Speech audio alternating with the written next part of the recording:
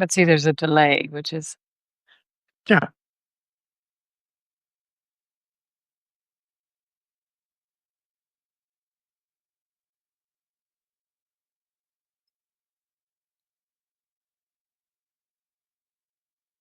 Hi there, everybody. Welcome to our open book. Very good to be with you. Um, Firstly, quite apart from anything else, I just want to thank everybody who wrote in on social media platforms for all the nice messages today. As to my reaction, we continue to work. Simple as that. We continue to work for you. So thanks very much for your best wishes, and we take them to heart as we take to heart the important duties that we have before us to cover the news in a way that is absolutely fair, unbiased, um, entertaining. entertaining. That's on our show. Yes. It's So important. thanks very much for being with us. Um, we're going to talk to David Litt tonight. We had technical problems the other night. Thankfully, he is back. It's a surfing memoir, but as I believe I said on the tagline, surfing and civility. Um, he joins us from, of course, New Jersey, one of the surfing capitals of the world. And let me simply explain: when the pandemic hit, there are a number of people that decided they wanted to learn how to do something.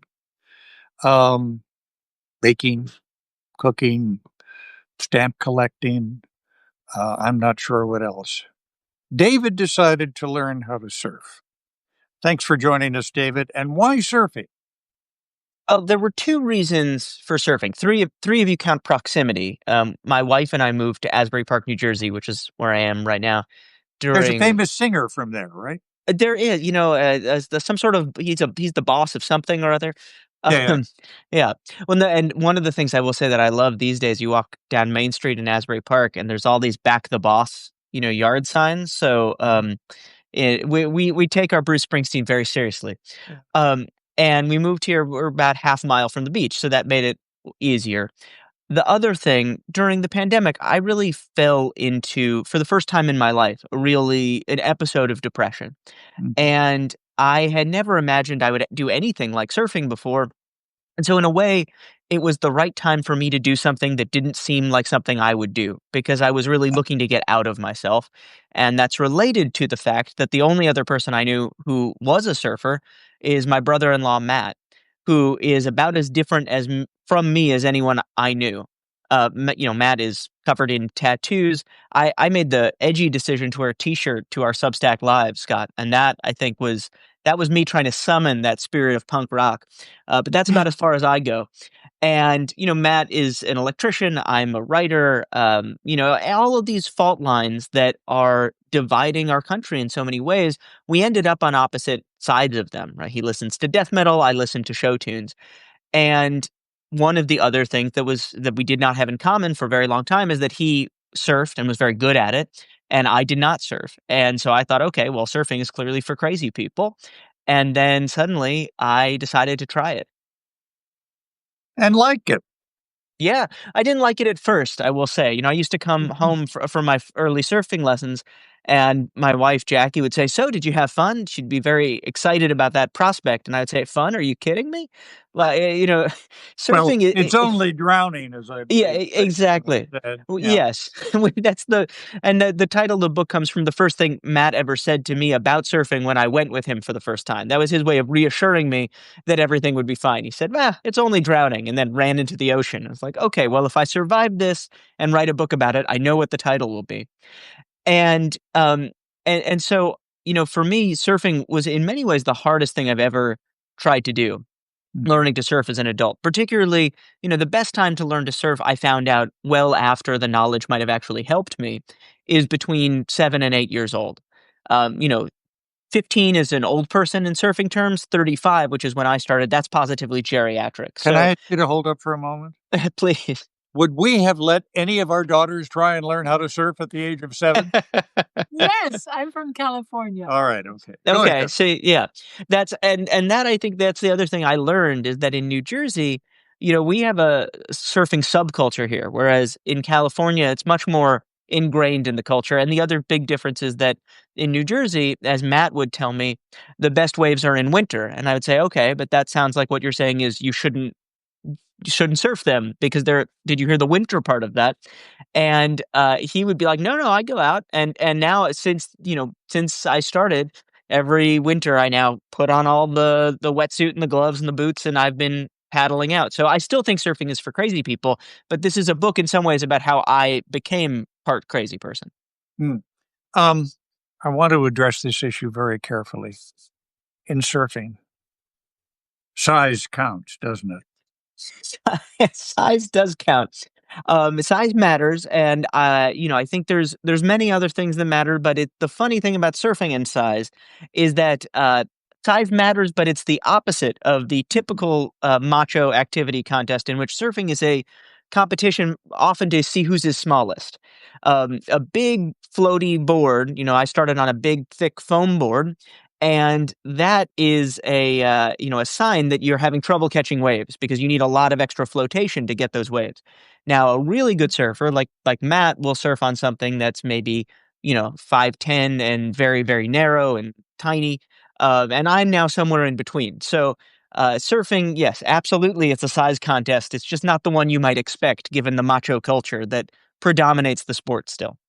I think I told you a number of years ago, I was lucky enough to do a profile of the great surfer Brian Keelana, and he helped me get up on a board, and I was very proud of this until we got back to his workshop, and one of his New Zealand buddies took a look at my board, or maybe he was Australian, and said, "Roy, well, that board's about the size of bloody New Zealand, isn't it?" That's when I realized. Yes, you had been politely put in your place by by a surfer. That's an experience I'm quite familiar with these days. Tell us about the change and the evolution of your relationship with your brother-in-law, Matt, because I'm struck by the fact you just weren't, you just didn't have different political constitutions in it. I mean, this is extended to your diet. Yeah, and I would say it's funny. Almost every dimension, and actually, Matt came. I was doing a book event in New Jersey a couple of weeks ago, right after the book came out. And we were at halfway through, and I had been explaining that Matt and I are quite different. And then he was running late because he had to work. 30 minutes in, he came in a cutoff shirt with a logo of a death metal band, and it was almost like I kind of pointed to him and was like, "See, I wasn't making this up, right?" Um, and I think that for me and Matt, we were before the pandemic, we were kind of cordial, right? We always got along, but we weren't friends. And then during the pandemic, a lot of those differences between us that didn't feel political before that started to feel very political. And in particular, the debate over vaccination, right? Matt didn't get the COVID vaccine, I did. And that didn't just feel like something where I could say, well, we'll just live and let live. It felt like it was almost like being friends with him at that point would have felt like a betrayal of principles, or at least that's how I saw it at the time. And I think there's two things that happen. One is I think more about me than about us. And, I would say I became more open-minded, or at least more willing to say somebody can disagree with me about something that I really feel strongly about and think is a matter of right and wrong, and yet it doesn't have to mean everything. And then the second is, I think we found this kind of neutral ground. One of the reasons that I wrote the book was that I felt like what I was learning in real time surfing with Matt was that this idea of common ground is sometimes overrated, right? You mentioned our dietary preferences, right? We went to Europe and I wanted to try all of the local seafood delicacies, or at least I thought of them as delicacies, and he stocked up on frozen pizza. And I would say that was probably our greatest moment of conflict in this, as we were surfing together. And I still think if we went back to Europe, he would pick up frozen pizza, and I'd probably be out there, trying to figure out what the people there, how they would cook a sardine. And what I learned from this experience, and I think what he would say he learned as well, is that our friendship sort of formed because we were finding something to do that wasn't coded politically. And at a moment, at a moment when everything has become seemingly political, including, as you referenced, Scott, public radio has suddenly become a political football, like so much else. right? We're living in this time when it's very hard to find neutral ground, but I think finding it helped this sort of unlikely friendship flourish. What's the thrill of being up on a surfboard? A surfboard is just different than any other kind of activity you can do. Um, so, for example, I ski, and I was a skier from a young age. And if you don't ski, if you're watching this, and you don't ski. Basically, it's gravity, right? I mean, there's a lot to it, and I love skiing, but fundamentally, you know what it feels like to fall, and skiing feels a little like that. Just you're controlling the fall.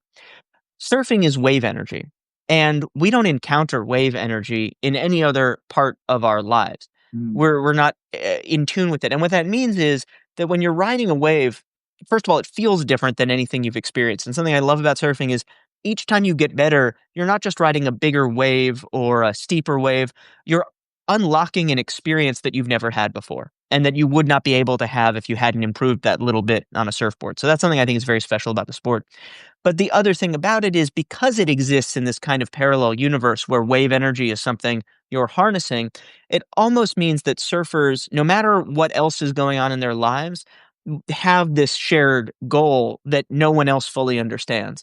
And I think that also really resonated with me at a moment when reminding each other of what we have in common is more important and more difficult than it used to be. mm. We have some questions that have been coming in. A Carolyn, question from Diana Lynch. Given how you became more open-minded, do you think Matt did as well? Hi, Diana. I think, I think one of the things I learned, and you'll see it in the book. There are many, many cases where I assumed I understood what someone else, Matt or someone else, was thinking, and I was almost always wrong. And so the first That's thing I would say is I don't really feel like I'm fully comfortable asking that question because I think it's really for him to answer. But I will take a guess, and I think that one way I think about this is, I would never have gotten to the North Shore of Hawaii, which was my surfing goal, right? I wanted to ride a big wave on Hawaii's North Shore. It would not have happened for me without Matt. I also think it wouldn't have happened for him without me, not because he couldn't have surfed that wave. He's certainly good enough, but because he just is not the kind of person. I mean, he hadn't this was actually the first time he had crossed an ocean, I believe. And then we ended up doing the Atlantic and Pacific Oceans. If he loved surfing in New Jersey, I don't think he would have done the sort of travel details, and gotten to a couple of the places that we went. I think he would agree with that. And so I think for both of us, we had experiences that we never would have had without the other person. And I would say, without asking him directly, that can't help but open your mind. And it can't help but make your life richer and more interesting. So the way I describe it, I think, and the way Matt describes it, I imagine would be different because we remain very different people. But I think we both had that experience of learning from someone who isn't like us. another question. This one from Maggie Feldman Pilch. How did Matt feel about this book and your immediate family? Hi, because you do say, I believe it's like the last line of the book, Matt didn't want to read this. So originally he didn't, and then of course the way these things work, by the time it was too late to change anything, he said, I've rethought about that. Actually, maybe I would like to read an early copy." So I was kind of glad he did because I would have been very, very nervous for him to read it on the day the book came out. It's a nerve-wracking day already. And so he was doing a job here in Asbury Park, so I drove over with one of those paperback galleys of the book, and I, handed it off and kind of just stared at him while he started reading because I was very nervous to see what he would think. And, even when he opened the table of contents, I knew he was enjoying himself, right? Because he was like, "Oh yeah, that's the time we went to Santa Cruz, and that's the time that's the snake, right?" With, all of these different things. And the one thing that he disagreed about was, he contended that one of our rental minivans that we rented on a trip, I dinged up before returning it, and I pointed out to him that according to the book, that definitely did not happen. But then he finished it Well, over. who are you going Yeah, to trust? What happened to the book, right? that's my motto. Maybe that'll be the name of the next book. And so one of the things that for me, that was by far the most nervous I was putting the book out into the world. Actually, was how he would react to it because it's not just my story; it's our story, and it's in a way scary being the person writing it because you say, okay, that's on me. So I was very happy when that he I thought he would like it, but at the same time, the fact that he actually did meant a lot to me. Are you surfing this summer? I know you've been on boat tour. Yeah, I'm hoping, depending on when we're done, it gets dark late here, so my next stop would be the beach. So I might be surfing this evening. We'll see. Uh, and then no, I've been out. Matt and I have been out a couple of times recently. The waves haven't been great, but they've been kind of fun summer waves, which has been good. There's some new sharks in the water, I've heard. So that's been exciting. A Mhm. couple of juvenile great whites. So that's been an interesting wrinkle. But the other thing that's been cool is the stingrays are back, which I always find we don't get. I don't think of New Jersey as a place teeming with nature, but in our waves we get stingrays, which now I'm kind of like, I kind of look forward to that. Now You they look don't sting forward- you, for the record. Yeah, pardon me, what? They don't. If they stung me, I would stop looking forward to them. But Oh, all right, I yeah. like that they're there. They're hanging out. I was stung by a stingray once. Were you? Yeah, in Puerto Rico. Yeah. I mean, it was in the water. It didn't Right. bite me in the hotel bed. Yeah. But I'll never forget that. It wasn't a great experience. Yeah. But No, I would imagine. Yeah. but I was not surfing. There was a luminescent lagoon that Okay. went in that night. Oh, in Vieques. Yes, right, in Vieques. Yeah. Huh. I did a paper on college in Vieques, but it did not include the risk of stingray attack. Well, I don't think the stingray Was that? attacked me. I think he felt he was, simply defending his homeland. Yeah, They have that's it's in the law in Vieques. Well, it's a beautifully written book, and we enjoyed it. So, David Litt, It's Only Drowning, and so glad that we could get together with you. Between your surfing appearances, and hang 10. Do they say that anymore? they do occasionally in longboarding. They do. That's the Well, it would go like this. Yes. Oh. That's there you go. Yes. Well, we need to see your pinky though for a shaka. Go the other Yep. way. Like you're making a phone. Like, no. Thumb up, pinky down. Yep. Now go like this.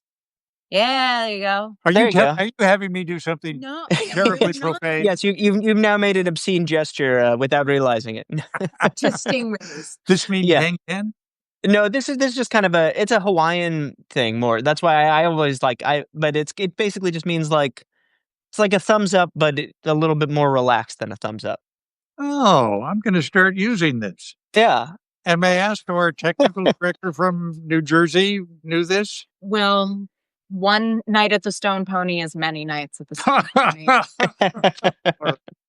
Well, thanks very much, David Litt, for being with us. Thanks very much for being with us tonight in our open book. Tomorrow night is Friday already, and we will be doing our promo. It's very good to be with you. And thanks again for all the good wishes. Take care. Have a good night. Bye-bye. Thank you, David. Thanks, Scott.